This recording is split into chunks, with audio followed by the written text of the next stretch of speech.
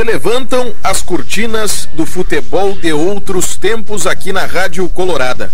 Começa o programa Velhas Súmulas.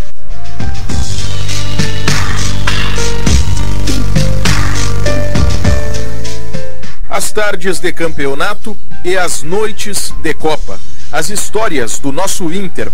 O programa Velhas Súmulas preenche as tardes de sábado com estes relatos de momentos que despertam as recordações, boas ou ruins, que associamos a esta camisa vermelha que tanto significa em nossas vidas.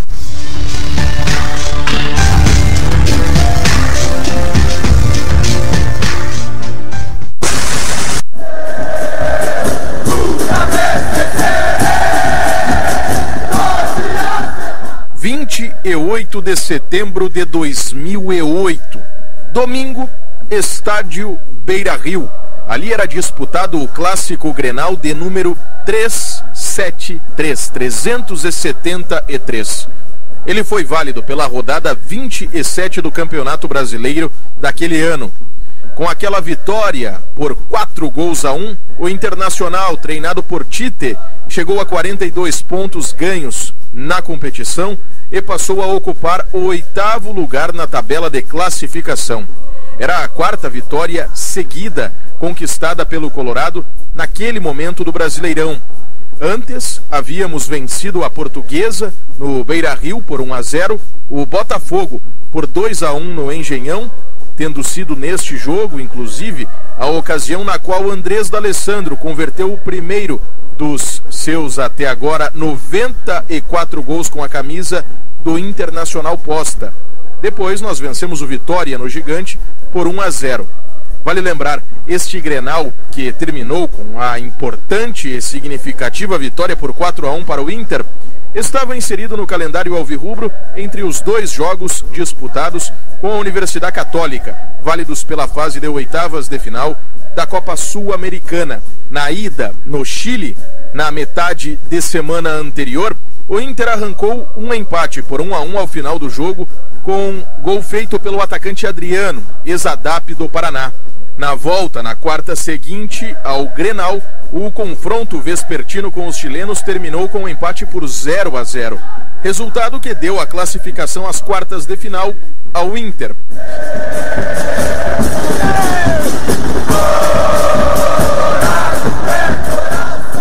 No Grenal, no minuto 4 do primeiro tempo, a alegria vermelha começou a tomar forma.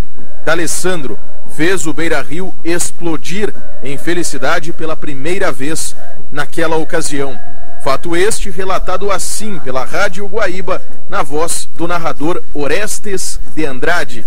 Foi o primeiro de até agora 9 gols do gringo no Grenal. Minutos e 50 de partida, clássico Grenal 373 é o campeonato brasileiro, é a Guaíba Futebol Alegre com você, rapaziada na boca do gol, vai sassaricar por ali, prepara-se o Manex para fazer a cobrança, todo mundo vai para a bola, vai tomando posição, o árbitro observa, corre o Manex, levantou a bola, subiu no seu corte, a defesa no rebote, deixou Serginho, bateu, gol!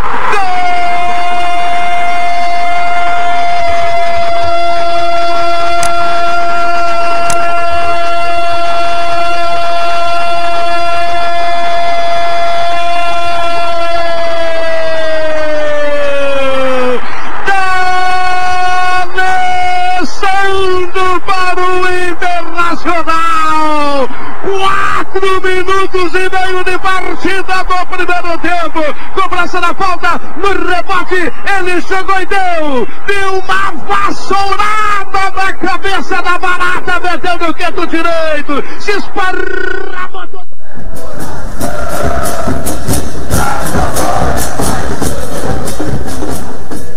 Minuto 18, o meio-campista tcheco da equipe visitante fez o gol de empate em um chute de fora da área que fez a bola roçar a trave esquerda defendida na meta norte do Beira-Rio por Klemer, ainda naquele primeiro tempo. Bola a meia altura e em velocidade, bem pegada ao poste, empate decretado. Mas aquela era uma data colorada no calendário. Já era a situação definida pelos rumos do destino. Minuto 28, a experiência, a cancha do vencedor Inter do início dos anos 2000 pesou contra a fraqueza do outro lado. Alex Rafael, com o segundo canhotaço da tarde, após uma cobrança de falta rápida, pôs o povo colorado para festejar no Gigante novamente. Somente no Beira-Rio, 42.590 seres humanos, a maioria da nossa raça colorada, viram e festejaram o gol assim relatado por Orestes de Andrade da Rádio Guaíba. Afasta de qualquer maneira, mete a bola pelo lado direito, entrega para Fico, tu dá um toque na bola, viu o toque dele, matou no bracinho aí, Rec.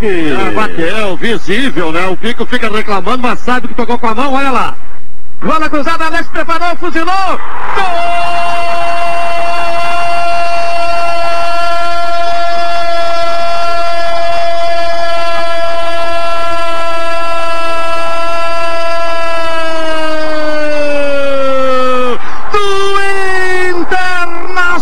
Alex, cobrança rápida sem esperar, pegar uma defesa do Grêmio desprevenida, observando a formação para que o Internacional cobrasse, e o Alex a 28:40 meteu por fundo do gol do Grêmio, no placar do Campeonato Brasileiro, no Clássico 3-7-3 aqui, no Gigante da Beira-Rio. Vira o Internacional, marca o segundo, 2 para o Internacional, 0 para o Grêmio, 1 para o Grêmio, 2 para o Inter, 1 para o Grêmio. Detalhe porque o Brasil quer ouvi-lo, e se ele quer ouvi-lo é na Guaíba, Luiz.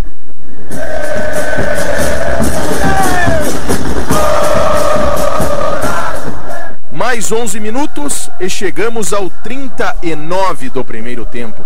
Capaz que não apareceria o zagueiro goleador índio, o sempre faminto guerreiro colorado por vitórias no Clássico. E por gols seus, é claro. Ali, ele fez mais um na sua conta pessoal dentro da história do Grenal. Foram 6 ao todo. Todo mundo ali no interior, narrando aqui pro Grêmio, Campeonato Brasileiro, Clássica Grenal, e a Rádio é Guaíba. Foi pra bola, Gordão levantou, passou, gol!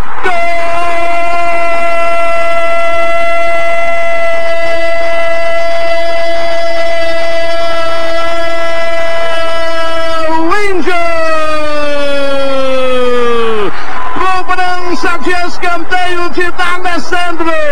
Lá estava o zagueiro goleador, subiu mais alto que todo mundo, pintou de cabeça, passou pelo Vitor e foi para o fundo do gol. Campeonato Brasileiro, explode Gigante da Beira-Rio. Clássico Grenal 3-7-3. No placar, 3 para o Internacional, 1 para o Grêmio. 40 minutos do primeiro tempo. O detalhe porque o Brasil quer ouvi-lo, e se ele quer ouvi-lo é na Guaíba, Luiz Carlos.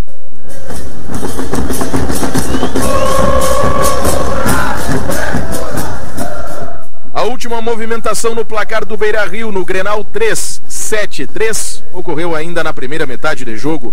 Nilmar, o histórico ex-atacante colorado, fez a camisa do Inter pesar mais uma vez contra a do Grêmio naquela tarde.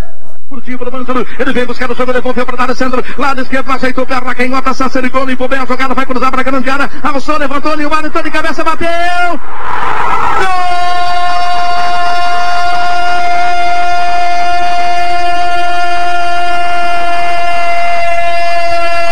Gol do Internacional! Nilmar! De novo a jogada com D'Alessandro. O homem tomou conta do Grenal no primeiro tempo. 46 minutos, está terminando o primeiro tempo. Já é goleada no Gigante, no Clássico 3-7-3. 4 para o Inter, 1 para o Grêmio. Detalhe, o Brasil quer ouvi-lo, e é aqui na Guaíba.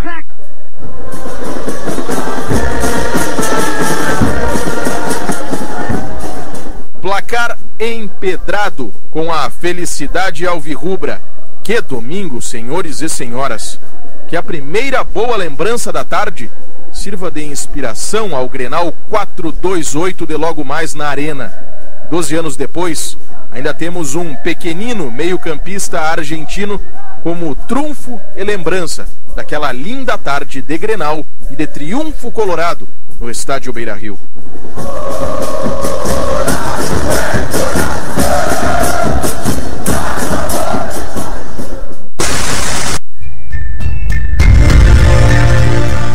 Os vizinhos da Zona Norte jogaram com essa esta escalação naquela partida lá no ano de 2008. Victor no gol, 3 zagueiros, Léo, Pereira e Hever. O ala direito foi Paulo Sérgio, os volantes Rafael Carioca e o uruguaio Sérgio Orteman. O meio atacante centralizado foi Tcheco e o ala esquerdo Anderson Pico. A dupla de ataque foi formada pelo colombiano Edson Pereira e por Marcel. O treinador do rival era Celso Rotti. Reservas utilizados: o zagueiro Jean, o volante William Magrão e o meia atacante Souza. O árbitro daquela partida foi Evandro Rogério Román, do Paraná. Já a escalação do Internacional foi formada por Klemer no gol alvirrubro, Ângelo na lateral direita, os zagueiros foram Índio e Bolívar, Gustavo Neri foi o lateral esquerdo. No meio-campo jogaram Edinho na primeira função, Magrão mais à frente pela direita, o argentino Pablo Guinhazu pela esquerda e o meia atacante argentino Andrés D'Alessandro mais adiante e centralizado. Os atacantes do Inter naquele jogo foram Alex Rafael e Nilmar. O treinador Tite utilizou estes suplentes: o zagueiro Dani Moraes e os atacantes Tyson e Luiz Adriano, ex-ADAP do Paraná.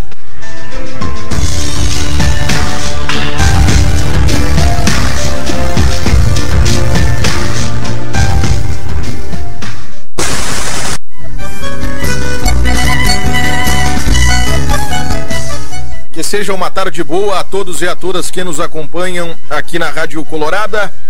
Esta é a edição de número 21 do programa Velhas Súmulas da Rádio Colorada, que é a emissora oficial do Internacional. Hoje é sábado, dia 3 de outubro de 2020. Está no ar a edição deste final de semana do programa dedicado à história do Internacional aqui na Rádio Colorada. O programa Velhas Súmulas chega nesta tarde com produção, edição e apresentação deste que vos fala, Diego Cigales, participação de Hernani Campelo, coordenação do Departamento de Mídia do Internacional é de Valéria Pereira, a gerência do Departamento de Mídia é de Amanda Munhoz e a presidência institucional de Marcelo Feijó de Medeiros. O Velhas Súmulas conta com o apoio de sempre de Banrisul, o Banco dos Gaúchos, Unimed, cuidar de você, este é o plano. E Vero, quem compara vai de Vero, a maquininha do Rio Grande. E Pompeia, patrocinadora oficial das Gurias Coloradas. Vamos começar o nosso Velhas Súmulas, dar continuidade, na verdade, porque nós já iniciamos muito bem, relembrando um Grenal, o 4-1 no segundo turno do Campeonato Brasileiro. Que seja uma boa energia, uma boa vibração que fica para o clássico Grenal de logo mais às 17 horas.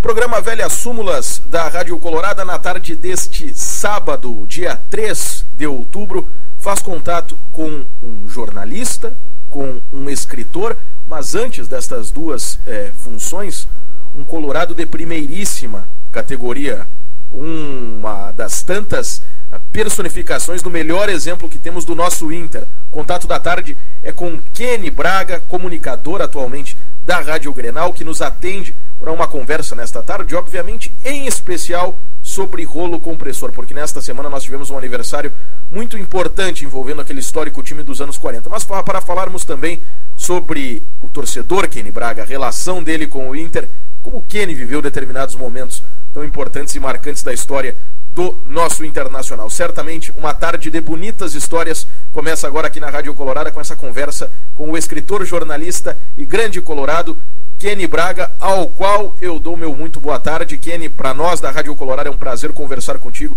te receber, imagino que pela primeira vez aqui na Rádio Oficial do Clube, que desde 2017 voltou à ativa, e queria novamente te saudar, te desejar as boas-vindas à Rádio Colorada, e queria saber do amigo, nós estamos vivendo aí, antes de mais nada, de entrarmos nos assuntos da tarde sobre história e rolo compressor, como é que o amigo tem passado por esse momento, enfim, da pandemia que desde março mudou a vida de todo mundo, mais uma vez, boa tarde e seja bem-vindo à Rádio Colorado.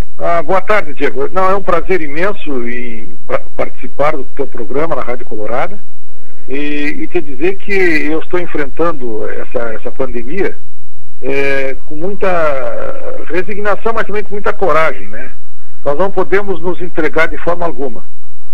Eu continuo trabalhando na Rádio Grenal, no programa diário, o que eu faço de casa o programa, né? E continuo trabalhando, continuo estudando, lendo. É um momento muito oportuno para que as pessoas atualizem, por exemplo, as suas leituras. E eu sou um leitor assim incorrigível. Eu lembro desde que eu tinha os meus 15 anos lá em Santana do Livramento, a minha terra, onde eu nasci, eu me acostumei a ler e nunca mais abandonei esse hábito. E eu sempre digo, quem lê, quem se habitua à leitura dos livros, dos seus diversos gêneros, jamais tem, digamos assim, um problema da solidão. É uma verdade absoluta, senhor Kenny Braga. Bom, Kenny, vamos entrar de vez no motivo do nosso contato nessa tarde, que é para falar em especial sobre a história do Inter. Na última metade de semana, na última quarta-feira, para ser bem exato, Kenny, 30 de setembro, completaram-se 75 anos do Clássico Grenal de número 89. Foi um jogo válido pelo Citadino de Porto Alegre. O Inter venceu a equipe do Grêmio por 4-2 no campo do São José, e naquela ocasião o Inter assumiu para nunca mais deixar esse posto de ser o time com as melhores estatísticas do Clássico Grenal, para ser o maior vencedor do Clássico Grenal. E isso está metido bem no coração daquele período mágico que foi os anos 40, em que o Inter teve o histórico time do Rolo Compressor, time este que por ti foi brilhantemente relatado no livro chamado Rolo Compressor, Memória de um Time Fabuloso, da editora Já, publicado no ano de 2008, e que traz detalhes sobre um período mágico da história do Inter, que, como ficou muito para trás, muitos de nós, ou boa parte das novas gerações de colorados e coloradas, não tem um acesso tão direto. E hoje a gente dedica essa tarde para falar inicialmente sobre esse time dos anos 40, que ali também, muito daquelas vitórias na primeira metade dos 40, ajudou o Inter a se colocar como o principal ganhador do Grenal. Eu gostaria que tu comentasse um pouquinho sobre essa tua produção, esse teu livro, que é sucesso de vendas desde aquele ano de 2008, quando foi lançado, e um pouquinho sobre aquele time dos anos 40, como que o pesquisador e colorado Kenny Braga interpreta aquele momento da história do Inter. Diego, deixa eu te dizer, primeiro, em primeiríssimo lugar, o seguinte: esse livro está foi dedicado a um dos grandes ídolos do Rolo Compressor, que foi Olavo Rodrigues Barbosa, o Nena. Né? E o Nena, quando eu lancei o livro, em 2008, numa memorável sessão de autógrafos ali no Mercado Público Municipal, ele esteve em Porto Alegre e veio assistir ao lançamento do livro. E eu tenho as fotos junto com ele, que eu olho para aquelas fotos e me emociona até hoje. Ele morava em Goiânia, o Nena, e veio aqui em Porto Alegre com a sua esposa assistir o lançamento do livro. Foi uma sessão de autógrafo de 3 horas, filas intermináveis ali no mercado, à procura do livro, e obviamente também para conhecer o Nena, né? Para conhecer o Nena, quem não conhecia, mas mais jovens, e se aglomeraram ali no mercado público. E foi uma sessão de autógrafo inesquecível.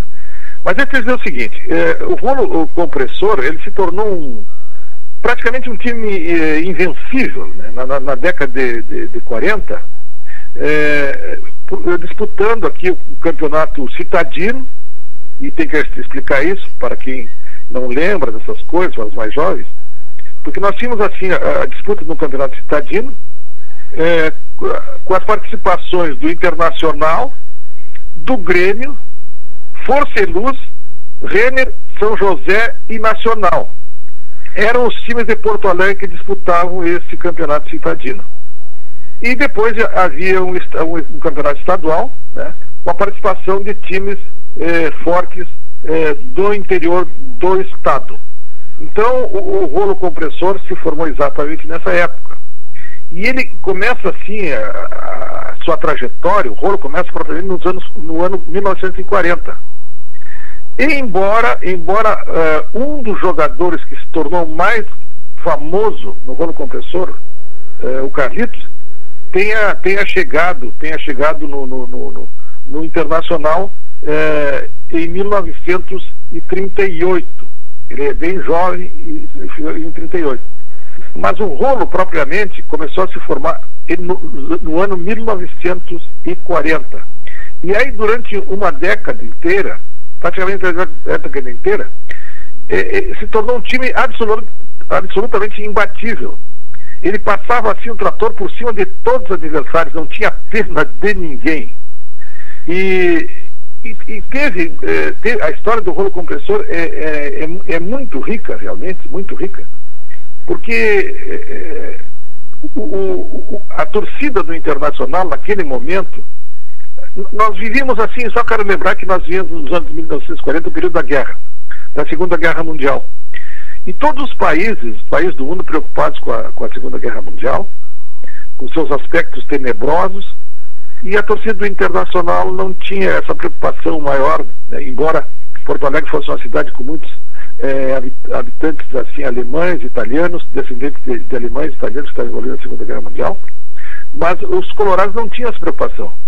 E os jornais de Porto Alegre dedicavam a parte das suas notícias, as suas manchetes, às suas feiras do rolo compressor. Porque os colorados queriam saber o que acontecia com o rolo compressor, o que acontecia com seus ídolos. E eram assim, os jornais vendiam muito em função exatamente disso. Eu falei a respeito do Alberto Zolim Filho, Carlitos, que eu considero que foi um dos melhores jogadores do Internacional em todos os tempos, junto com o Tesourinha. Mas, para quem não sabe, eu quero dizer que o Carlitos foi ponta esquerda, um jogador decisivo em todos os times do rolo compressor, e ficou no Internacional, Diego, ele ficou no Internacional, impressionante, ele ficou no Internacional de 1938 a 1951. Sabe o que é isso? 38 a 1951. E o Carlitos vestiu a camisa de apenas 3 times de futebol. O Tristezense, que era do bairro da Zona Sul, onde ele foi criado, o Internacional e a Seleção Gaúcha. Portanto, ele jogou no Internacional durante 14 anos, fazendo 326 gols e 45 gols somente em Grenais. Ele foi um artilheiro absoluto, insuperável em todos os tempos. Números que jamais serão alcançados por qualquer outro jogador gaúcho. O que te parece isso, Diego? Parece um conto de fadas, Kenny. A gente fica imaginando e invejando os colorados e coloradas daquela época, porque ter um jogador com tamanha grandeza e com tamanho poder de decisão, em especial no jogo tão importante para nós que é o Clássico Grenal, seria uma coisa de outro planeta. Parece um conto de fadas, mas foi história, teve gente que viveu e festejou isso, Kenny. E eu queria te falar também a respeito de outro grande ídolo do rolo compressor, porque esse realmente, quem viu jogar, diz que ele jogava tanto ou mais que o Garrincha. Estou me referindo a Osmar Fortes Barcelos, o Tesourinha, que foi um dos melhores ponteiros direitos do futebol brasileiro em todos os tempos. E ele assinou seu primeiro contrato com o Internacional depois da chegada do Carlitos em 1939. E ele era, curiosamente, ele é empregado na Brigada Militar, o Tesourinha jovem ainda, empregado militar, porque ele queria aprender o ofício de armeiro. E aí estreou no time principal do Internacional em outubro de 1939, naquele mesmo ano. E aí ele foi jogador de destaque do Internacional durante toda a década de 40, mas principalmente no time do Inter, que conseguiu o primeiro hexacampeonato citadino e estadual em 1945. Aí o passo seguinte da carreira Tesourinha foi a seleção brasileira, e ele foi escolhido em 1947 como o melhor ponta-direito do país, e deixou o Internacional somente em outubro de 1949, quando foi para o Vasco da Gama, né? E ele voltou do Rio de Janeiro para o Rio Grande do Sul em 1951 e assinou contrato com o Grêmio. Ele queria assinar contrato com o Internacional, mas o Internacional tinha o Luizinho, que era um jogador promissor, e se o Internacional aceitasse o Tesoura de volta, o Luizinho não teria nenhuma chance de evoluir em seu futebol. E tornou-se realmente um grande ponto, o Luizinho, no Internacional. Mas aconteceu uma coisa curiosa, Diego, com o Tesourinha no Grêmio, vestindo a camiseta do Grêmio. Imagina só, se não, parece uma brincadeira, mas não é brincadeira, é verdade. Ele disputou 8 clássicos Grenais com a camisa tricolor. não fez nenhum gol sequer no Internacional. 8 Grenais. Eu digo de brincadeira que quando o Tesourinha chutava contra a meta do Internacional, a bola era desviada pelo vento e não entrava na meta do Internacional. Nunca entrou. Mas no Internacional, ele foi realmente o terror dos goleiros. Terror dos goleiros e serviu a seleção brasileira. Imagina só, nos anos 40, o jogador do Rio Grande do Sul, na época que o futebol não era acompanhado pela televisão, como é hoje, não tinha muitas transmissões de rádios também, de rádio, e ele era convocado para todas as seleções brasileiras nos anos 40. E o Ademir Menezes, que era seu companheiro na seleção brasileira, diz que definiu o Tesourinha como o melhor jogador da década, o melhor jogador que ele viu naqueles tempos, né? E o Tesourinha só não pôde disputar a Copa do Mundo de 1950, de trágica memória, né? Vencida pelo Uruguai no Maracanã em 1950, porque ele teve um problema na perna e tem que fazer no joelho, e tem que fazer a cirurgia no joelho. E ficou fora da seleção de 1950.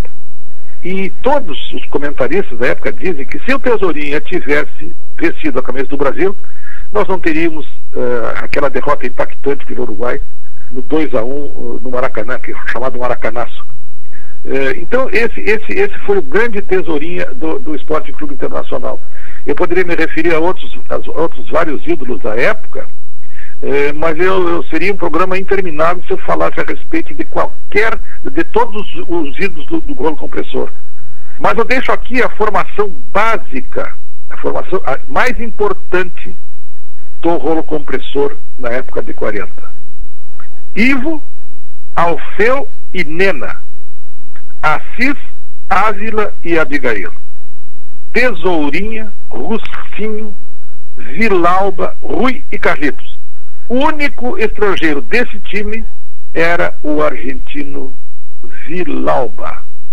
E esse time foi trabalhado, foi organizado basicamente com a ajuda de um técnico uruguaio que veio para cá, chamava-se Ricardo Dias.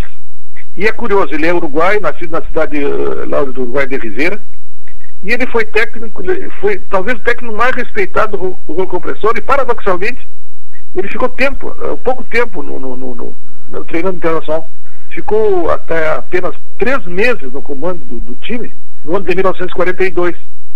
Mas ele revolucionou os métodos de trabalho do Inter, principalmente com a preparação física. Ele exigia o máximo dos jogadores nos treinos. E depois trabalhou em vários clubes brasileiros, com destaque maior no Atlético Mineiro, que ele comandou na conquista do tricampeonato lá no Paraná entre 1952 e 54. E naquela época em que o Ricardo Dias liderou, digamos assim, tecnicamente o Atlético se tornou conhecido pelo título, pelo nome, o apelido de Furacão. E eu quero também lembrar um outro técnico Internacional que trabalhou durante os anos 40, que ele era sempre chamado para trabalhar no Internacional, porque ele era, além de treinador, ele era, digamos assim, uma pessoa muito ligada ao Internacional, como conselheiro, como associado, que era o Orlando Cavedini. Toda vez que o Internacional precisava de um treinador para o Inter, lembrava-se do Cavedini, que era de Porto Alegre e descendente de italianos. Os jogadores internacionais diziam na época que o Cavedini não entendia muito de futebol, mas ele liderava os jogadores. E quando o time era tão fantástico que na realidade não precisava de um treinador, porque ele dizia assim: bola na rede, gurizada, bola na rede. E se precisar, durante o jogo, fazer trocas, vocês façam trocas. Eu não preciso nem interferir nisso. É uma maravilha, né? É uma maravilha, né? São histórias fantásticas daquele período. Eu queria trazer mais uma pergunta a ti, e aí falando um pouquinho de forma geral. É óbvio, como tu disseste, nós não temos imagens da época, praticamente relatos de rádio também não, mas pelas tuas pesquisas, pelo que tu pudeste fazer, especialmente a partir do trabalho que foi reunido no livro depois, sobre a forma como jogava coletivamente o Inter dos anos 40, como é que a gente poderia classificar ou resumir a forma, todas aquelas equipes que foram mudando aos pouquinhos ao longo daqueles anos, mas como jogava o Inter do rolo compressor? Era o 4-3-3, né? Era o 4-3-3 e jogava com 3 atacantes, um ponta direita, um ponta esquerda e um centroavante. E ele tinha o controle o Ávila, digamos assim, era o protetor da zaga. O Ávila veio do futebol pelotense, era um extraordinário jogador e protegia a zaga. E tinha um meio campo com o Russinho, com o Vilalba, entende? Com o Rui. O Rui Castro dos Santos, que é o Rui Motorzinho, que nasceu na cidade de Alegrete e que jogava muito futebol. Então era no 4-3-3, marcação forte, marcação alta, muita pressão sobre os adversários. Os adversários não respiravam. Quando um jogador adversário pegava na bola, já havia 1 ou 2 em cima dele para retirar a bola. E os pontas, tanto o Tesoura como o Russinho, tanto o Tesoura como o Carlitos, eles voltavam também para ajudar a defesa quando necessário. E partiam em alta velocidade pelo flanco, jogando pelo flanco. E o Tesourinho é curioso, quando jogava na ponta direita, ele entrava em direção ao gol, para o meio, e batia com o pé esquerdo. E o Carlitos fazia o contrário. Entrava em direção ao gol, para o meio, e batia com o pé direito. Chutava muito forte de fora da área. E era um time que chutava forte de fora da área, como não se vê hoje no futebol. Os jogadores brasileiros, de um modo geral, não chutam de fora da área. E os jogadores do rolo compressor chutavam muito de fora da área. Mas eu quero só te lembrar um aspecto do rolo compressor que é muito curioso, porque é um aspecto que estava fora, que estava nas arquibancadas, estava fora do campo. Teve um símbolo da torcida do Internacional, nos anos 40, que se chamava Vicente Rau. Tá? Ele foi um grande animador das torcidas do Internacional. Ele foi o primeiro diretor de escolinhas do Internacional. Ele fez um casamento perfeito, Diego, entre o futebol e a alegria carnavalesca. E curiosamente, o Vicente Rau depois foi rei momo da cidade de Porto Alegre nos anos 1950 até 1972. Era impressionante o que ele criou, as primeiras torcidas organizadas, ele criou as escolinhas do Internacional. Foi um extraordinário animador. Então o Vicente Rau também deve ser lembrado muito naquela época do grande time do rolo compressor. Justíssima lembrança, Kenny, justíssima lembrança. Bom, Kenny, me diz uma coisa sobre o livro, o Rolo Compressor, Memória de um Time Fabuloso. Vai sair alguma nova edição para quem não se agilizou a tempo de comprar em um primeiro momento? Não, eu estou pensando em fazer uma nova edição do Rolo Compressor, sim. Eu estou estudando isso com muita seriedade. Eu e o Elmar Bones, que foi meu amigo, meu companheiro, meu amigo de tantos anos, também nascido lá em Santana do Livramento, e nós estamos combinando isso para fazer uma nova edição do Rolo Compressor. E eu tenho certeza, vou fazer uma nova sessão de autógrafos, e eu tenho certeza que o livro vai ser muito, muito vendido, porque todas as pessoas me pedem, e eu não tenho como satisfazer, digamos assim, o pedido delas, porque não existe mais exemplares do Rolo Compressor. Então eu tenho que fazer, sim, uma reedição. Mas deixa eu te dizer o seguinte, eu quero te dizer mais a respeito daquela década de 40. Eu quero fazer uma homenagem, também foram 10 presidentes do Internacional naquele período, 10 presidentes. Mas eu quero destacar, Diego, a figura a figura inesquecível de um dirigente chamado Abelar Jacques Noronha.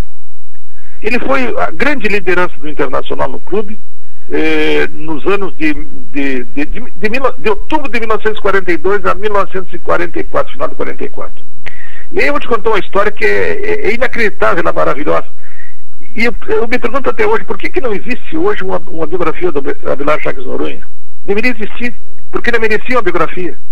Vê bem, curiosamente, ele foi uma espécie de multiatleta.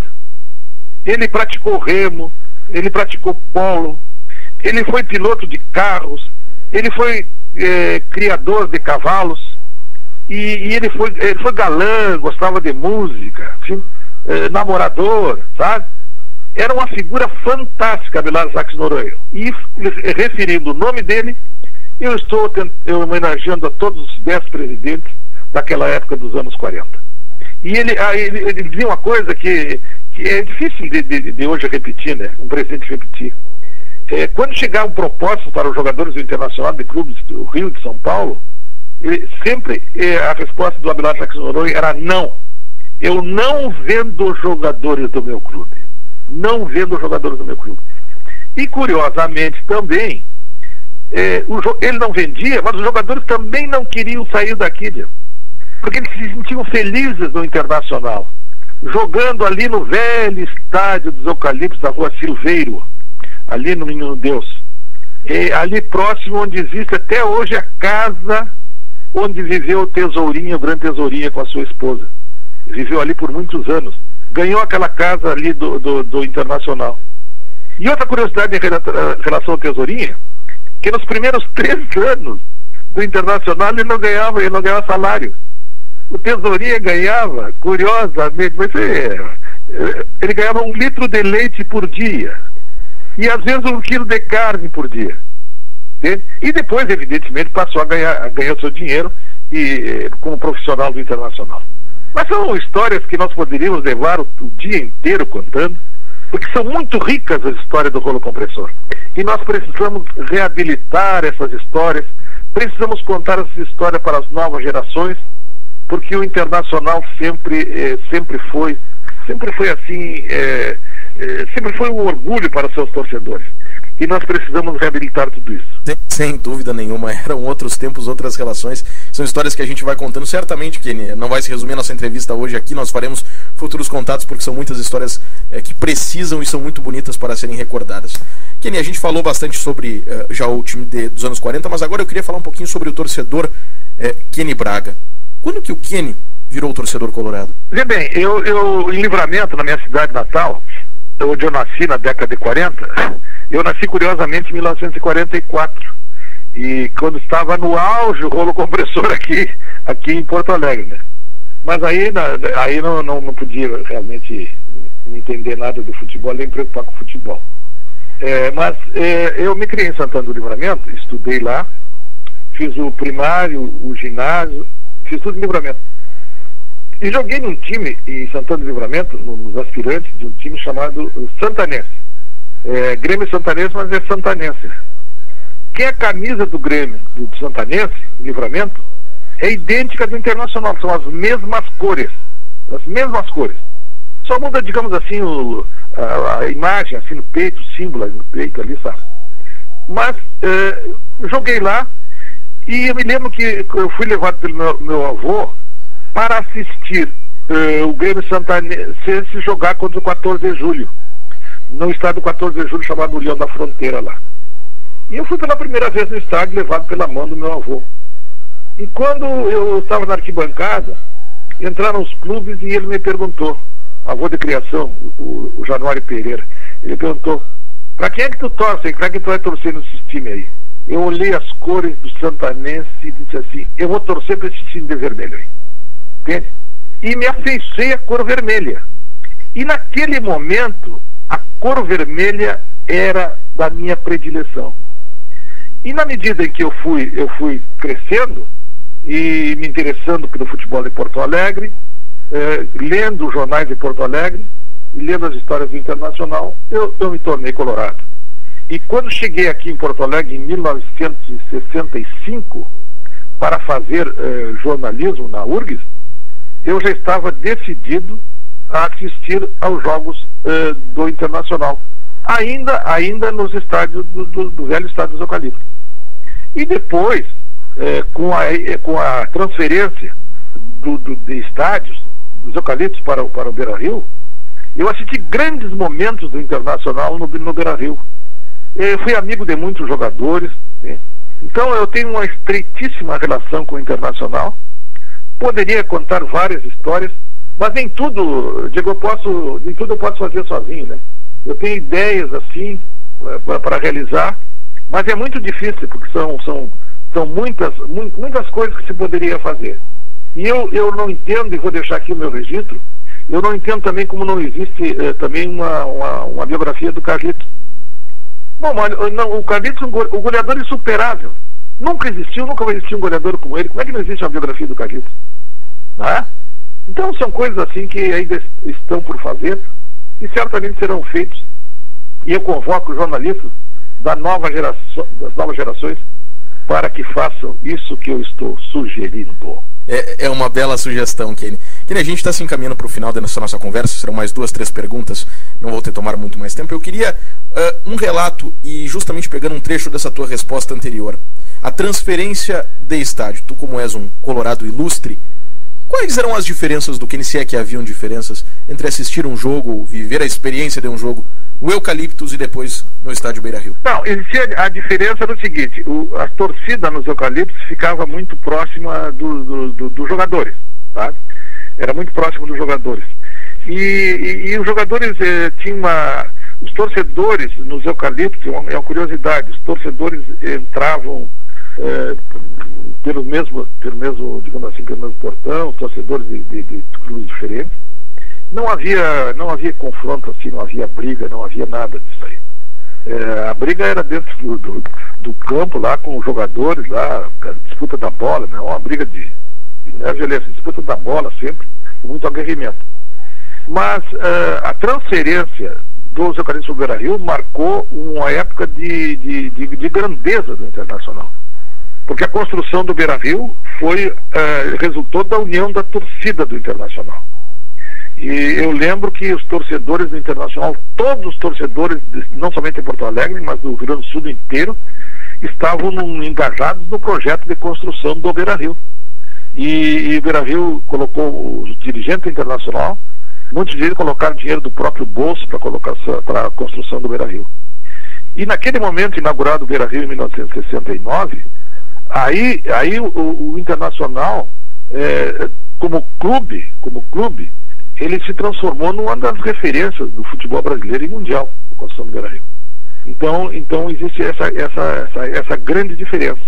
E acolhia, obviamente, o estádio um grande número de torcedores que não era possível acolher no estádio dos Eucaliptus, que era, digamos assim, entre 20 e 25 mil torcedores no máximo. E no Beira-Rio, não. Eu assisti jogos no Beira-Rio com 70 mil torcedores, 60, 70 mil torcedores. Então foi um momento de grandeza do Internacional com a construção do Beira-Rio, e foi o início, digamos assim, aquele time liderado pelo Dalton Menezes, 69, foi ali o começo de uma era de grandes vitórias do Internacional, começando pelos anos 70, com aquele time maravilhoso do Internacional, que foi campeão brasileiro 75, 76, e depois campeão invicto em 1979. Aliás, essa história do campeonato mundial invicto, do campeonato nacional invicto, também tem que ser contada. E deveria existir na entrada de Porto Alegre. Na entrada de Porto Alegre, essa é uma sugestão que eu faço. Aqui é a sede do único campeão brasileiro invicto. Para quem viesse a Porto Alegre soubesse disso. Aqui mora o único campeão brasileiro invicto, aquele time inexcedível, tendo qualidade, liderado pelo Enio Andrade, com o preparador físico Gilberto Tim. Foi uma época também maravilhosa do Internacional. Cuida nenhuma. História que não se apaga, isso aí ninguém tira e dificilmente alguém igualará no futuro. Kenny, mais 2 para fecharmos a nossa conversa de hoje. É uma primeira parte de uma conversa que vai se estender por outras edições em outros momentos, sem dúvida nenhuma. Tens lindas histórias para dividir conosco aqui no programa Velhas Súmulas da Rádio Colorada, que é justamente para isso, para resgatar histórias do nosso Internacional. Falando desde o ponto de vista do torcedor Kenny, qual foi o melhor time do Inter, o time do Inter que mais encantou o torcedor Kenny, e os 2, 3 jogadores que mais também, da mesma forma, te encantaram, Kenny, como torcedor do Inter? Eu tenho a impressão que dos times assim que eu vi jogar, eu acompanhei grandes momentos do Internacional, realmente, mas eu tenho a impressão que aquele time de 75, 76 foi um timaço, né? E ali todos eram grandes jogadores. Se eu tivesse que escolher o melhor jogador do Internacional em tempos mais recentes, e aí eu estou me referindo à década de 70, o melhor jogador do Internacional que eu vi jogar foi o Paulo César Carpegiani. Ele era realmente um jogador extraordinário, Paulo César Carpegiani. Extraordinário. É um jogador que fazia a ligação do meio-campo do Internacional com o ataque. tinha uma visão de jogo extraordinária e ele jogava demais, realmente, o Carpegiani. Mas teve outros grandes jogadores também, como o Figueiredo na zaga, teve o Paulo Roberto Falcão, teve muitos grandes jogadores. Então é difícil tu citar todos, mas se eu tivesse que escolher o melhor, eu ficaria com o Paulo César Carpegiani. É uma escolha importante, Geralmente se dividem, muitos falam de Falcão, muitos recordam Valdomiro pela entrega. Enfim, nós temos todos os jogadores também dos anos 2000 que conquistaram coisas importantes. Opções sobram, senhor Kenny Braga. Me diz uma coisa, Kenny, para finalizarmos e fecharmos. A vitória que o Kenny Braga mais festejou, qual que foi a derrota mais doída? Porque nós, colorados e colorados, somos feitos disso também. Nós sofremos nas derrotas e festejamos nas vitórias, como qualquer torcedor. O Grenal do século, né?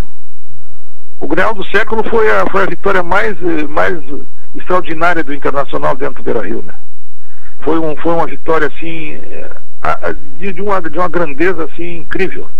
E, de repente, vocês podem, assim, aí no programa, recordar especificamente aquele Grenal do século, porque no Internacional está perdendo o jogo no primeiro tempo por 2-1 e virou o jogo no segundo tempo com 10 jogadores em campo.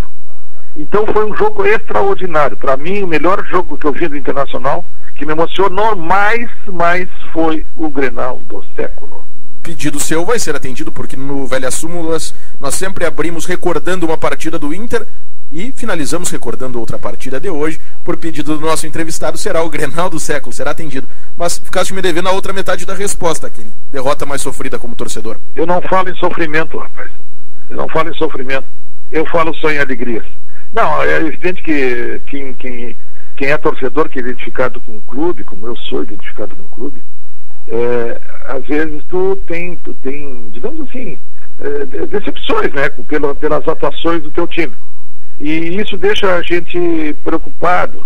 E quando ocorre isso no fim de semana, a gente tem até dificuldade para se alimentar direito, né, para beber o seu vinho. Mas houve alguns momentos, sim, de decepção com o time, que não atuou bem, mas eu não quero relembrar nesse momento.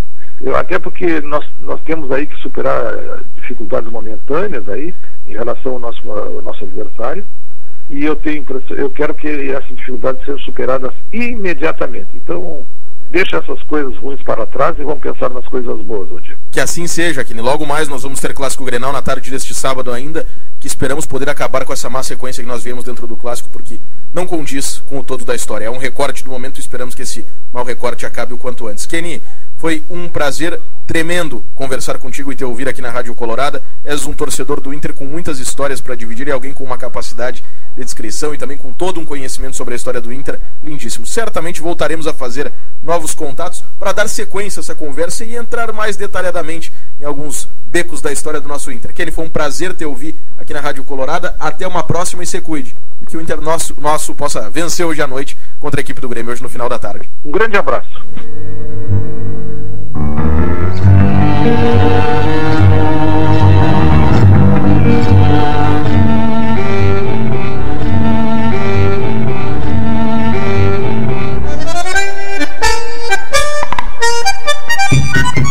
O programa Velhas Súmulas agora faz o contato de todos os sábados com o jornalista da Rádio Colorada, Hernani Campelo, e grande pesquisador sobre a história do Internacional, para passarmos a limpo os fatos alvirrubros que ao longo da última semana completaram o aniversário.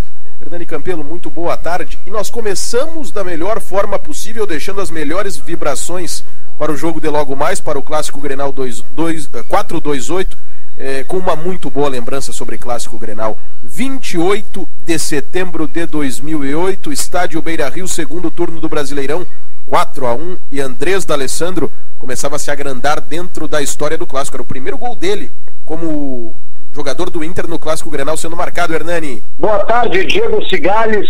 Uma tarde importante para o Internacional, e como é bom começarmos esse capítulo do resgate histórico do Internacional de uma maneira tão maravilhosa, né? Um 4-1 inesquecível no Clássico Grenal de 28 de setembro de 2008. Eu lembro que eu estava de repórter no Estádio Beira-Rio nesse Grenal de 4-1. E era um Grenal por Campeonato Brasileiro, porque eu lembro que eu estava inclusive no gramado como um repórter volante no meio do campo. Tinha um repórter atrás de cada meta, e provavelmente Luiz Carlos Reck e Flávio Dalpisol, e eu no meio do gramado, no centro do gramado, como terceiro repórter dessa jornada esportiva. E lembro muito bem do gol do D'Alessandro, início de jogo, foi logo aos 4 minutos, um lindo gol, e ali ele começaria a escrever uma história fantástica que ele tem até hoje dentro das histórias de Grenal. Se fosse hoje ser escrito um livro, produzido um documentário para Netflix, para o Amazon Prime, para algum canal, para alguma plataforma dessas, ou algum canal fechado de televisão, sobre o Grenal, com certeza haveria dentro dessa série um capítulo especial sobre Andrés Nicolás D'Alessandro. E esse capítulo inicial começa em 28 de setembro de 2008, Inter 4-1, o Inter de Clemer Ângelo na lateral direita, Índio e Bolívar a dupla de zaga, Gustavo Neri, grande lateral esquerdo, na ala esquerda do Inter, Edinho, Magrão, Guinha Azul e D'Alessandro. Que meio campo, senhores. Edinho, Magrão, Guinha Azul e D'Alessandro. Nilmar e Alex Rafael, a dupla de ataque. Entraram no decorrer do jogo o Dani Moraes, zagueiro, que atualmente joga no Santa Cruz de Recife, o Tyson, que também está em atividade jogando no futebol do leste europeu, e o Adriano, que joga atualmente a Série D do Campeonato Brasileiro pela Portuguesa do Rio de Janeiro. O Internacional ganhou por 4-1, D'Alessandro aos 4 minutos, Alex Rafael aos 28, Índio aos 39, Nilmar aos 44. Tudo do primeiro tempo, um espetáculo naquela noite no Beira-Rio. Árbitro foi o paranaense Evandro Rogério Roma. Uma grande vitória do Inter, com uma formação muito próxima daquela clássica, pelo menos que eu tenho como clássica naquele segundo semestre.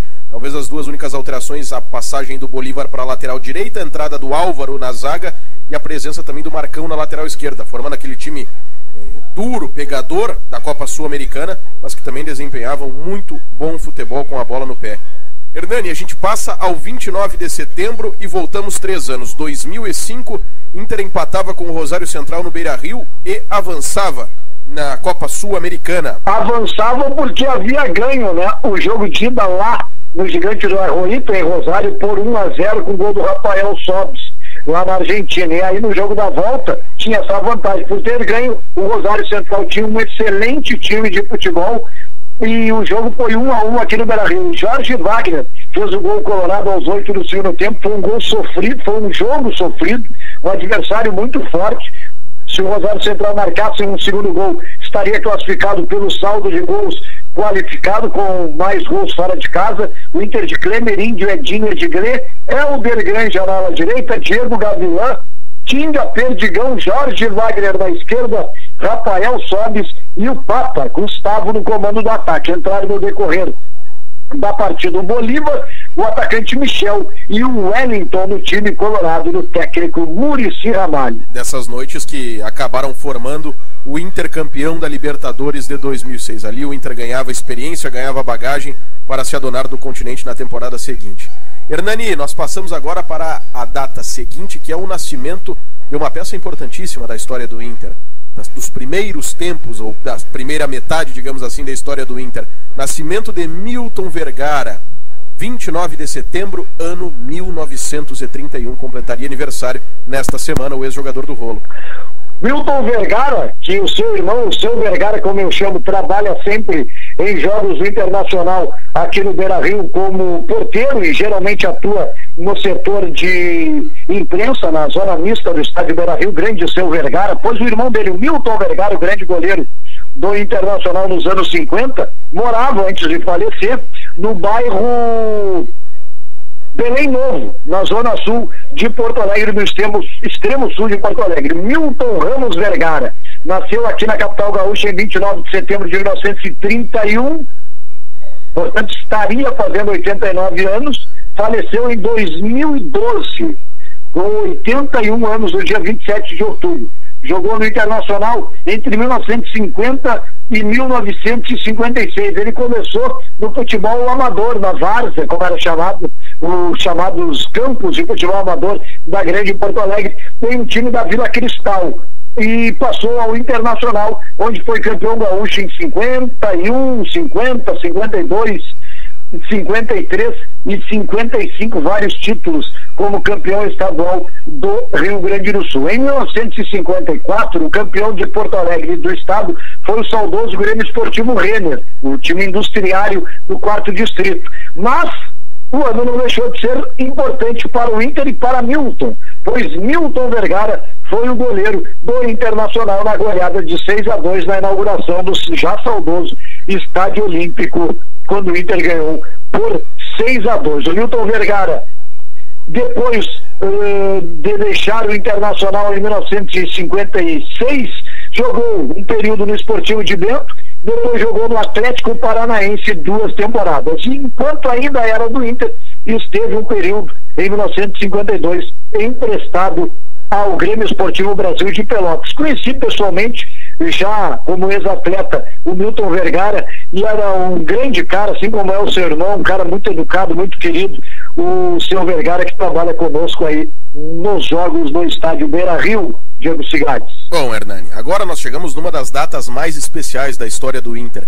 30 de setembro de 1945.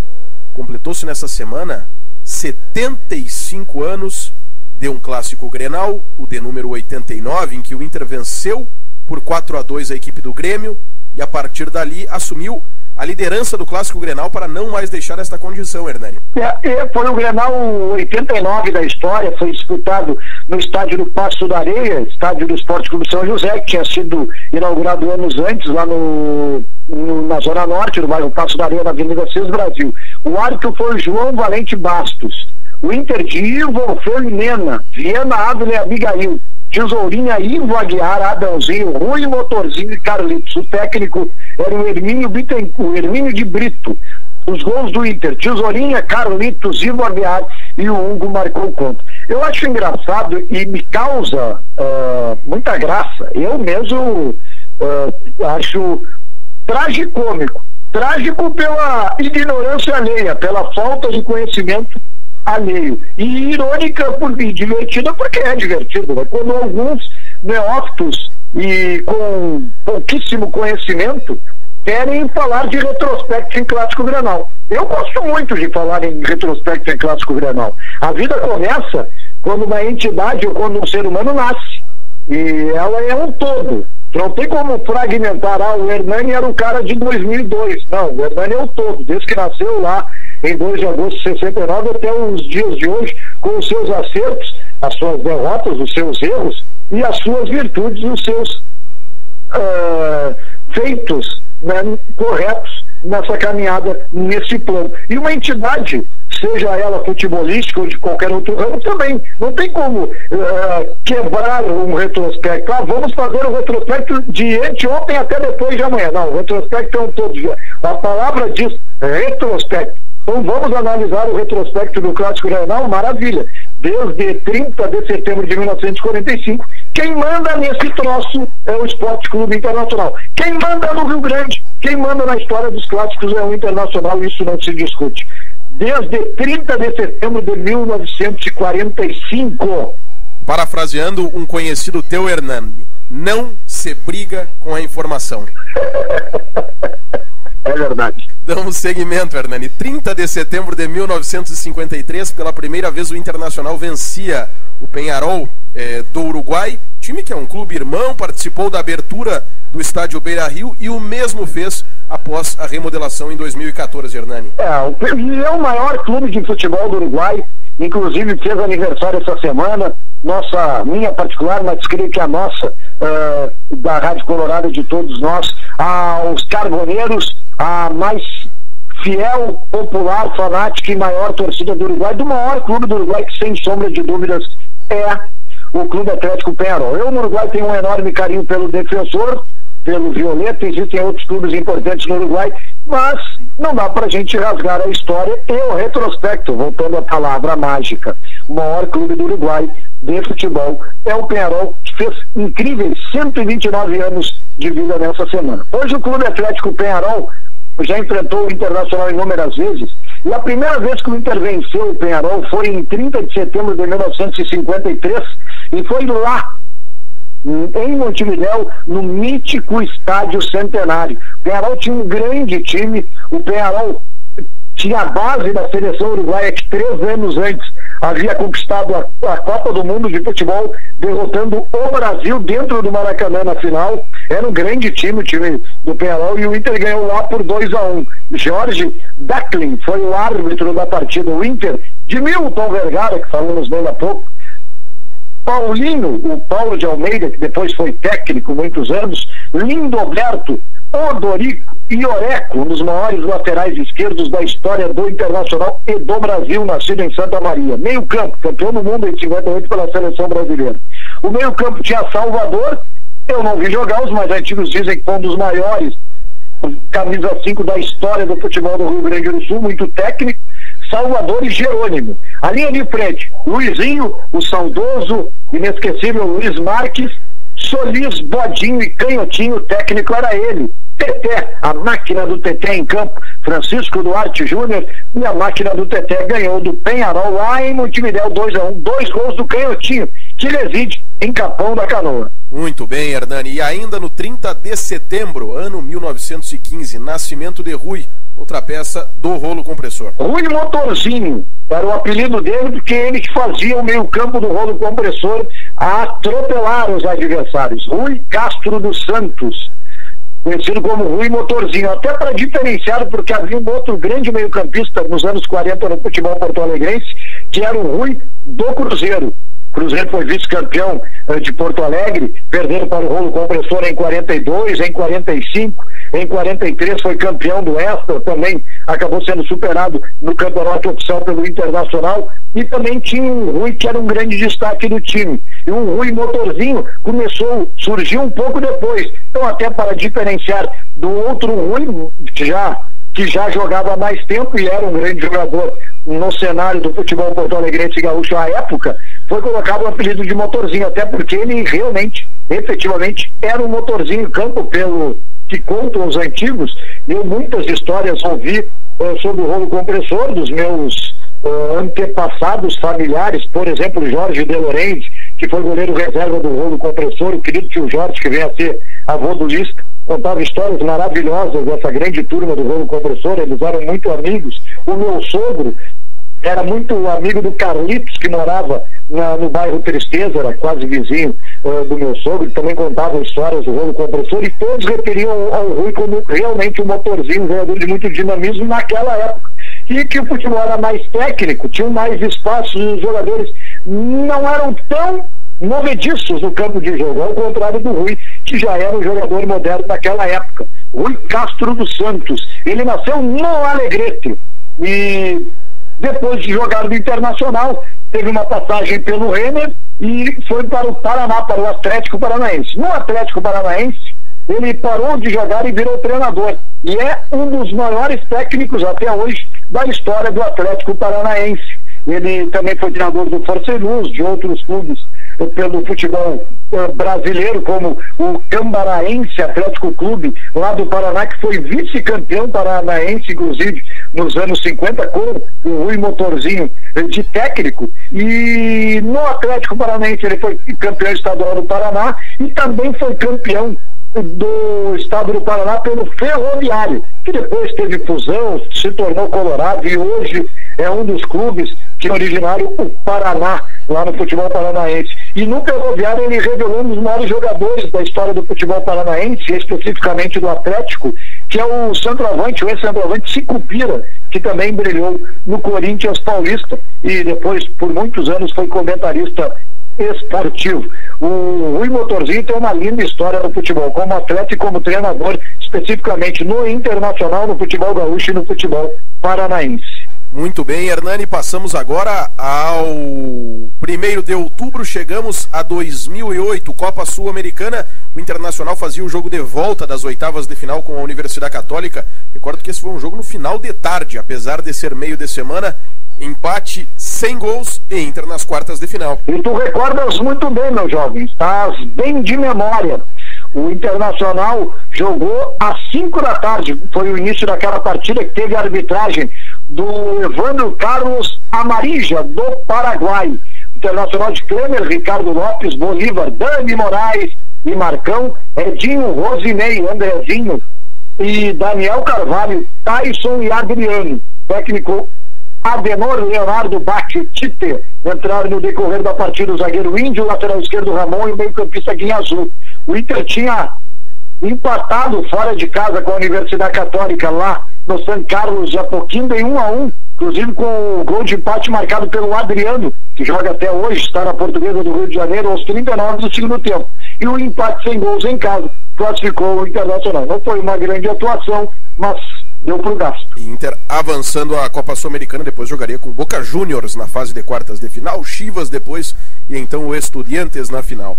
Bom, Hernani, a gente se mantém no 1º de setembro, temporada de 1970 pelo Campeonato Gaúcho. Internacional vencia o 14 de julho de Passo Fundo por 2-0 em jogo do título estadual. 1º de outubro, o Campeonato Gaúcho de 1970 foi muito longo, né? Como era tradicional à época, mas esse especialmente começou lá em janeiro e foi terminar em outubro.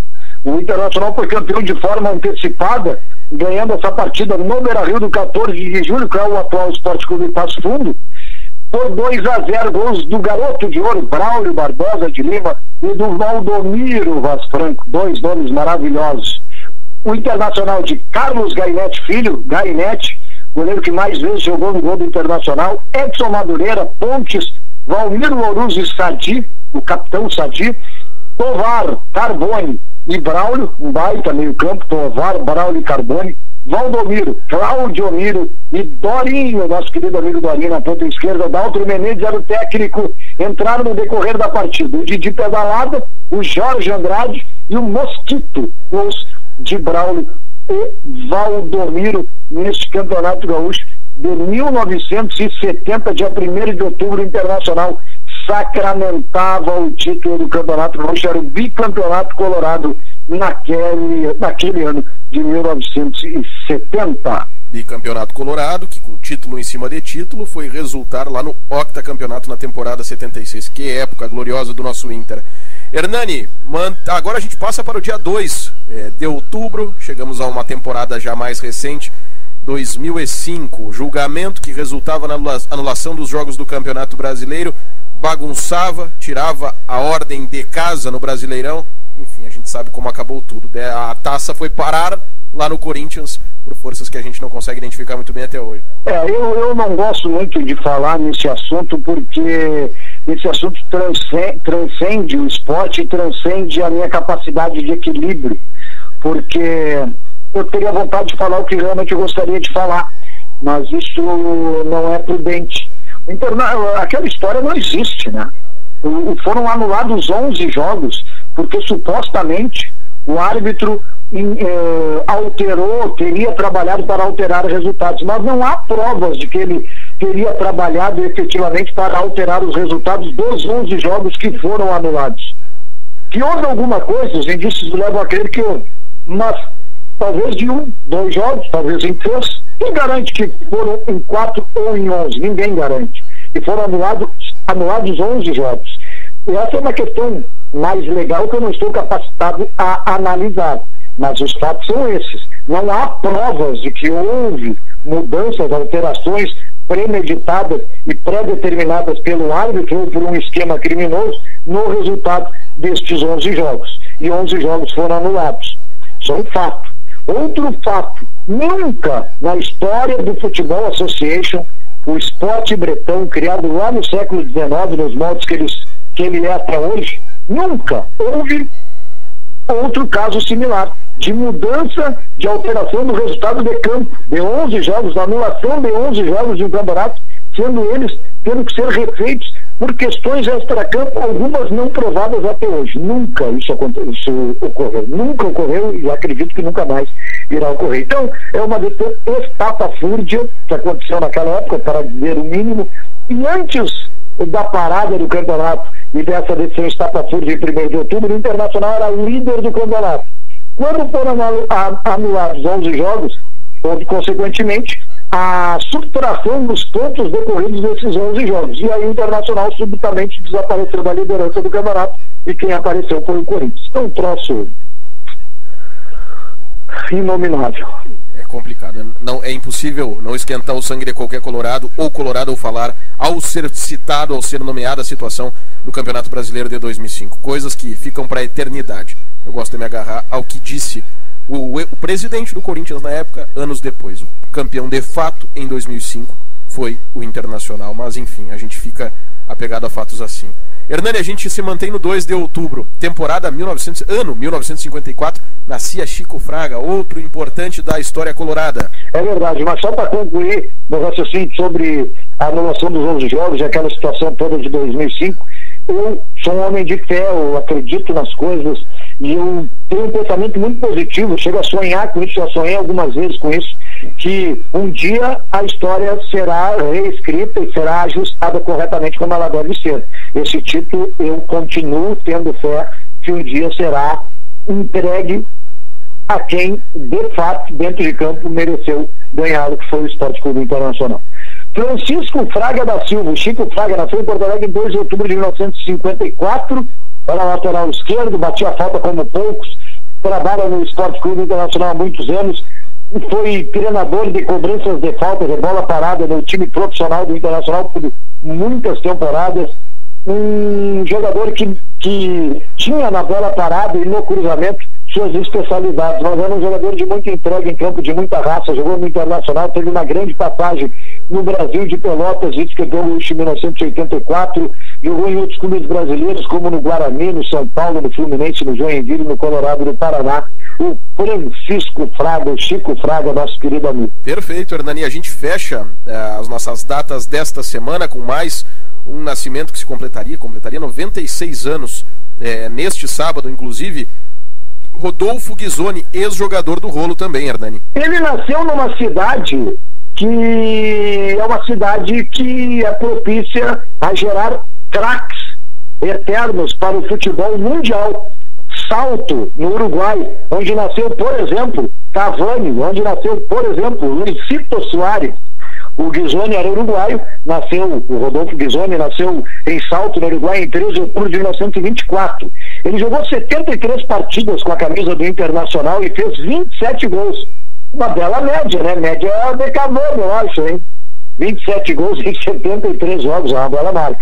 Ele foi o grande nome do Grenal pelo torneio da FEPA, a Copa FEPA, disputada em 1948.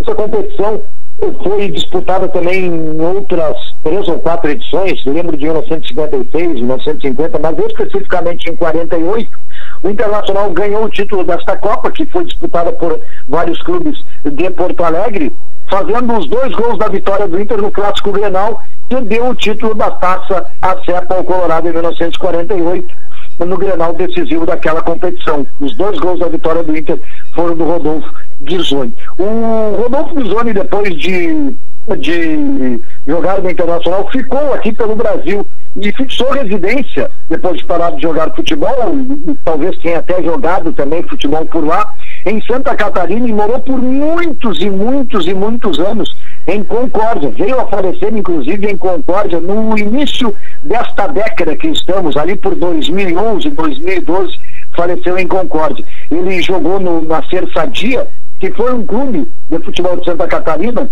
no futebol de campo, inicialmente, lá nos anos 50, 60, 70, e depois migrou para o futsal, e no futsal foi um multicampeão, tanto em Santa Catarina quanto em campeonatos nacionais, a Ser Sadia. E o Ghisoni foi jogador e foi treinador por muitos e muitos anos da Ser Sadia e fixou residência lá em Concórdia, onde veio a falecer no início da década. O treinador, ex-jogador e enfermeiro Rodolfo Ghisoni, uruguaio. Muito bem, lembrando o Cavani, como disse o Hernani Campelo. Bom, Hernani, a gente fechamos a nossa lista já de fatos alvirrubros que aniversariaram nesta semana, e agora a gente faz aquela substituição de sempre, saiu jornalista e pesquisador para a entrada do torcedor hoje / treinador, porque eu tenho que te fazer uma pergunta antes de darmos sequência à seleção do torcedor. Hernani Campelo, seleção de todos os tempos do Inter. Hernani, vai jogar em qual esquema esse teu time? Vai jogar com meia ou 2 meias? Ou vai jogar no 4-2-4 ou vai jogar no 4-3-3. Acho que no 4-2-4 seria uma boa. Combinado, então. Não vamos para meias atacantes. Quem é que joga aberto na tua ponta direita, Hernani, na seleção? Ou quais jogadores jogariam? Porque não precisa ser só um, do torcedor Hernani Campelo. Na ponta direita é Valdomiro Vaz Franco, né? O ídolo maior da minha existência. O perna de rifle. E tem várias outras alternativas, mas uma, por exemplo, o Valdomiro é o maior ídolo da minha vida. O Tesourinha, na minha concepção, é o maior jogador da história do Internacional. Na minha concepção. Foi eleito nos anos 40, jogando pelo Internacional, 2 vezes como o melhor jogador da América. Numa época remota, distante, que não havia internet. Não havia plataforma de streaming, e ele foi eleito jogando no Internacional 2 vezes o melhor jogador da América. Por quê? Porque em 2 Copas América, pela seleção brasileira, ele foi disparado o melhor jogador da competição. E foi vendido pelo Internacional para o Vasco da Gama. No Vasco da Gama foi um super craque, foi campeão da América em 49 pela seleção brasileira como o grande jogador daquela competição, e se lesionou meses antes da Copa do Mundo de 50. Os antigos dizem que se ele tivesse jogado não teria maracanaço, mas aí é o C, né? Então, para mim, o Tesourinha, que no Internacional ganhou tudo que pôde ganhar, tudo que tinha para disputar naquela época, para mim é o maior jogador da história do Inter. Mas eu vou colocar o Tesourinha na posição onde ele iniciou, já tinha antecipo. O Tesourinha começou como ponteiro esquerdo, e lá que ele vai jogar, porque na direita o dono da posição é Valdomiro Vaz Franco. O homem mais determinado, mais dedicado, mais humilde, mais trabalhador da história do futebol que eu tenho referência. Valdomiro Vaz Franco é um exemplo para toda a vida de qualquer pessoa que queira superar seus obstáculos na vida. É só lembrar e conhecer a história de Valdomiro. Senhor Hernani, muitíssimo obrigado pela aula de história, como sempre, e que o nosso primeiro fato recordado na tarde de hoje nos leve boas energias para o jogo de logo mais lá na Zona Norte, e a gente consiga voltar a ganhar dentro do clássico, que quem manda é o Inter, Hernani.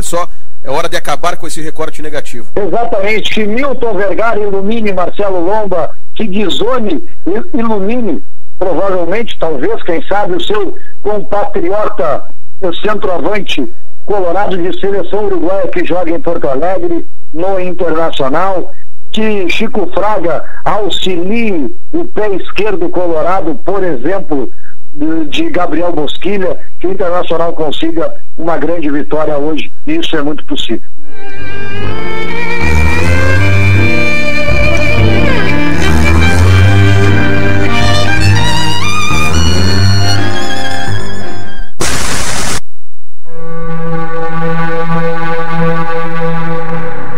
O programa Velhas Súmulas, edição de número 21, está terminando.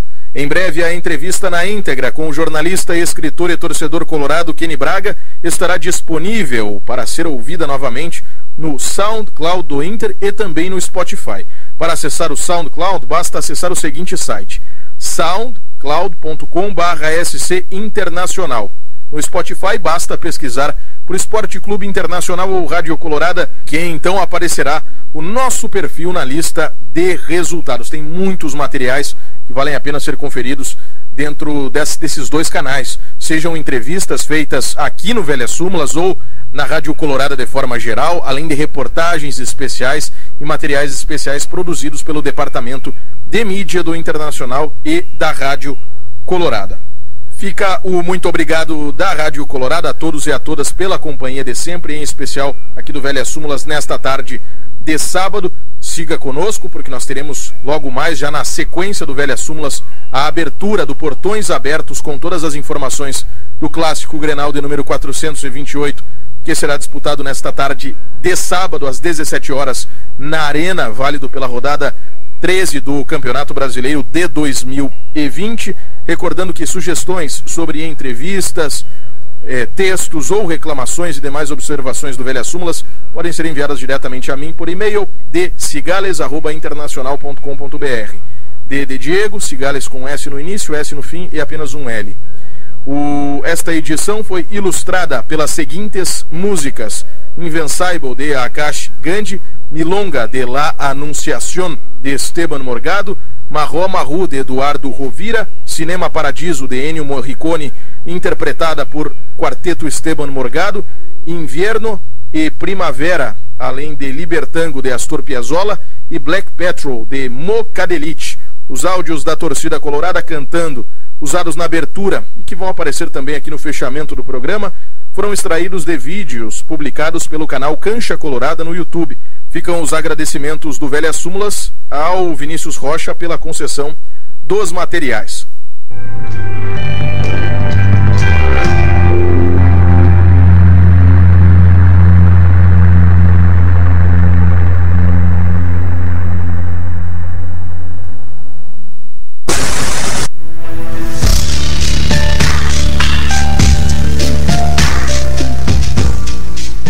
O programa Velhas Súmulas é isto, histórias do nosso Inter, a dose de nostalgia que oferece a voz alvirrubra, que é a Rádio Colorada, a cada tarde de sábado.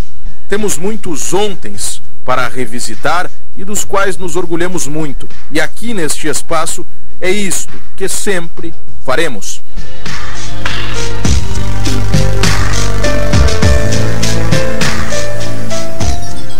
Antes do Velhas Súmulas finalizar a viagem desta tarde pelas recordações coloradas, é momento para folhearmos mais uma vez a enciclopédia da história do Internacional e viajar para algum outro momento.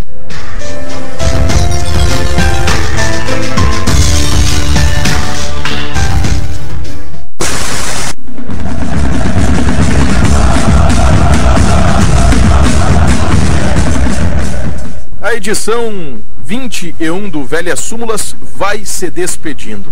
Antes é necessário atendermos um pedido do nosso entrevistado nesta tarde, o jornalista, escritor e grande colorado Kenny Braga.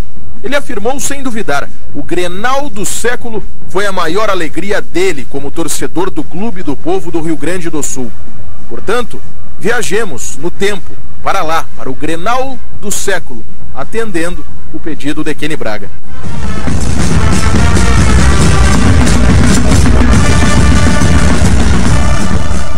Domingo, 12 de fevereiro de 1989. Muita expectativa cercava o Grenal, que ganhara a alcunha de clássico do século. Era a partida de volta da semifinal do Campeonato Brasileiro de 88. Na ida no Olímpico, houve empate, sem gols. Na volta, a caldeira da Avenida Padre Cacique fervia. Mais de 78 mil pessoas preenchiam os espaços das arquibancadas do Gigante à espera de ver um capítulo especial da história da maior rivalidade do país sendo escrita. Valia a vaga na final do Brasileirão e também na Copa Libertadores da América de 89. O atacante Marcos Vinícius, no minuto 26 da primeira etapa, fez o gol dos Pintos, porque o primeiro milho, como diz o ditado popular, é deles, dos Pintos. E naquela tarde foi assim. Eles ganharam esta primeira dose de alegria. Depois, no minuto 38, uma extra, ao ocorrer a expulsão do lateral esquerdo colorado Casemiro. Expulsão esta executada pelo árbitro da partida, Arnaldo César Coelho. A ida ao intervalo foi detenção no Beira-Rio e na Pátria Colorada.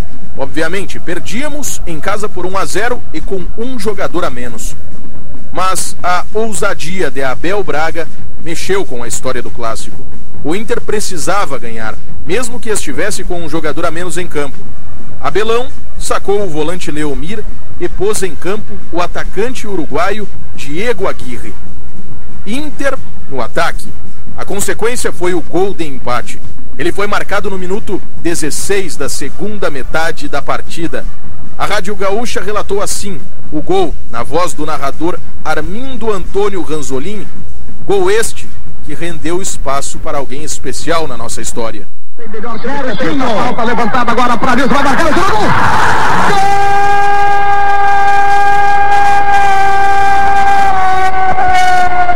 Nilson, goleador e matador. Edu, na cabeça do Nilson. Ele corre, vai pro meio da massa. O Abel só no meio do campo. O juiz reserva, quer conter o Abel. Abel dá um empurrão, o juiz reserva. Loucura no Beira Beira-Rio. Nilson de cabeça matou Mazzaropi. O jogo está empatado. Muda tudo a vantagem do Inter, Macedo. E o mais incrível, Ranzolin, é que o Grêmio, com um homem a mais, deixou Nilson completamente livre na entrada da pequena área. Centro pelo alto, cobrança de falta pelo Edu. Nilson de cabeça, sem marcação, cabeceou forte para empatar o Grenal. A cobrança, repito, do Edu foi perfeita. De segundo pau, no setor de Luiz Eduardo. Mas também poderia ter feito a intervenção, Mazzaropi. Um chute de cabeça do Nilson. Empatado o Grenal, Italugal. Nilson Exídio parou no ar como beija-flor. Marca o 14º gol no Campeonato Brasileiro. Artilheiro absoluto.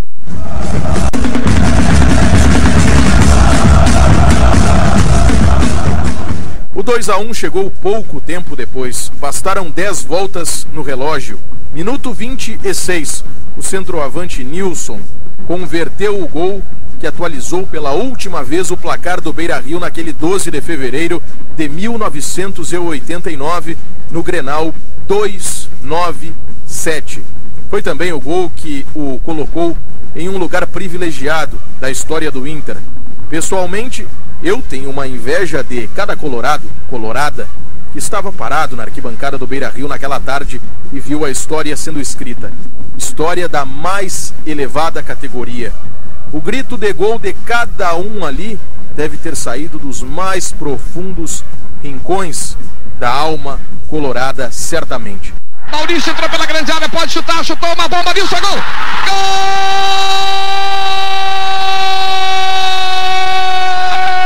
Gol do Internacional de novo, Nilson, o matador. Maurício cruzou. Meus amigos, indescritível o quadro que a gente vê no Beira-Rio. Com 10 jogadores, o Internacional vira o jogo. Embolados os jogadores. Tirem os microfones porque senão abafa tudo. Os jogadores fazem pirâmide até uma loucura, vira o jogo. Internacional com 10-2, Grêmio 1. 26 minutos e meio de partida no segundo tempo, Macedo. E a bola já estava dominada pela defesa do Grêmio, mas Ayrton perdeu para Maurício. O ponta aí cruzou forte, rasante, surgindo entre a zaga o goleador do Inter, goleador do Campeonato Brasileiro, para fazer 2-1. É o segundo gol do artilheiro Nilson, um por cima e um por baixo, mas o destaque merecido é para Maurício, que desde o primeiro tempo faz excelente partida e que criou a jogada contra Ayrton, que teve uma recaída. Cruzou e Nilson carimbou, Italugal. Assim como Flávio Bicudo e Dario Maravilha em 75 e 76, respectivamente, Nilson é o goleador de 89 com 15 gols. Ele tá aqui do meu lado chorando, não sei se vai conseguir falar. Dá pra falar, Kenny Braga? Dá pra falar, Ranzolin? É o Grenal mais lindo, o Grenal mais emocionante da minha vida. Isto é raça colorada. É a raça colorada que ninguém pode ter a não ser o Internacional. Está jogando com 10, está fazendo 2-1 no Grêmio, está virando o placar e agora está dando um banho de bola no Grêmio.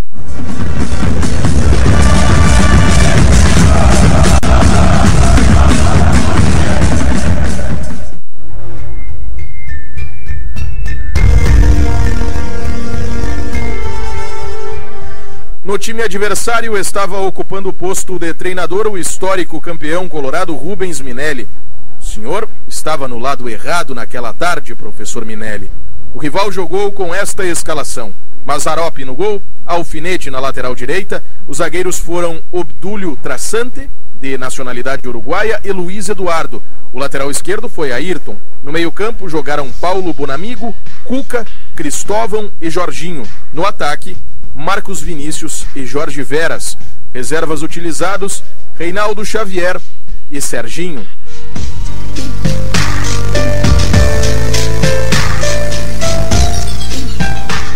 O Internacional, treinado por Abel Braga, foi a campo com esta formação: Tafarel no gol, Luiz Carlos Vinck foi o lateral direito, o uruguaio Oscar Aguirre Garay foi o companheiro de zaga de Nenê. Fechando a linha de defesa, jogou o lateral esquerdo Casemiro.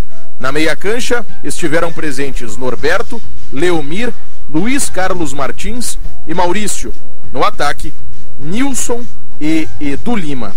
Suplentes utilizados: Norton e o atacante uruguaio Diego Aguirre.